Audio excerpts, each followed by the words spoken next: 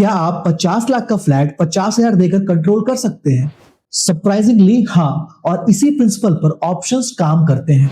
Imagine आपको एक flat पसंद आया जिसकी मार्केट वैल्यू 50 लाख है आज, लेकिन आप पूरा पैसा आज नहीं देना चाहते। तो आप क्या करते हो कि आप बिल्डर को 50,000 देते हो और उससे कहते हो कि अगले 30 दिन तक इस फ्लैट को इसी प्राइस पर मेरे लिए बुक कर दो।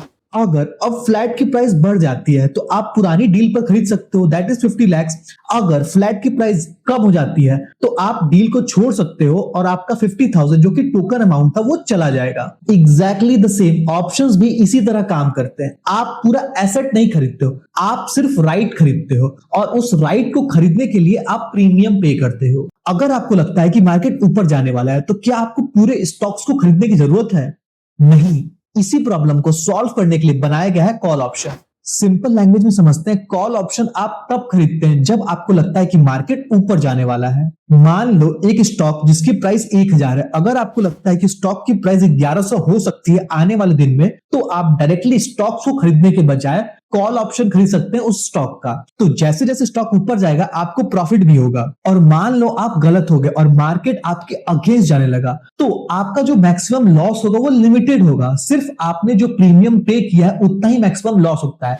फॉर एग्जाम्पल, अगर आपने 100 रुपए का कॉल ऑप्शन बाय किया है तो आपका सिर्फ 100 रुपए ही लॉस होगा। और इसी वजह से बुलिश व्यू को एक्सप्रेस करने के लिए जो ट्रेडर्स होते हैं वो कॉल ऑप्शन को खरीदते हैं as compare to stocks. Market गिर रहा है तो क्या मैं मार्केट के गिरने से प्रॉफिट कमा सकता हूं? बिल्कुल, और इसका नाम है पुट ऑप्शन। सिंपल लैंग्वेज में पुट ऑप्शन आप तब बाय करते हैं जब आपको लगता है कि मार्केट नीचे गिरने वाला है। मान लो एक स्टॉक 1,000 पर ट्रेड कर रहा है और आपको लग रहा है कि 900 तक जा सकता है, तो आप इस मूव को कैप्चर करने के लिए पुट ऑप्शन को बाय कर सकते हो। अगर अब स्टॉक की प्राइस नीचे गई तो पुट ऑप्शन आपको प्रॉफिट देगा। इसीलिए ट्रेडर्स फॉलिंग मार्केट से पैसा कमाने के लिए पुट ऑप्शन का यूज करते हैं। अब हमने कॉल ऑप्शन और पुट ऑप्शन को समझ लिया, लेकिन अभी भी एक बड़ा क्वेश्चन बाकी है, कौन सा पुट कौन सा कॉल?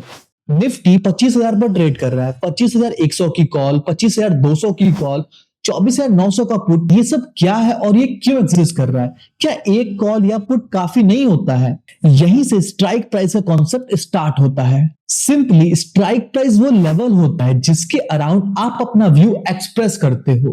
मान लो निफ्टी 25,000 पर ट्रेड कर रहा है और आपको लगता है कि निफ्टी ऊपर जाने वाला है, तो आप डिफरेंट स्ट्राइक प्राइस चूज कर सकते हो डिपेंडिंग अपॉन योर व्यू। इसीलिए एक ही मार्केट के लिए मल्टीपल कॉल और पुट ऑप्शंस अवेलेबल होते हैं। अब सवाल ये उठता है कि कौन सा स्ट्राइक प्राइस ज्यादा महंगा है और कौन सा सस्ता।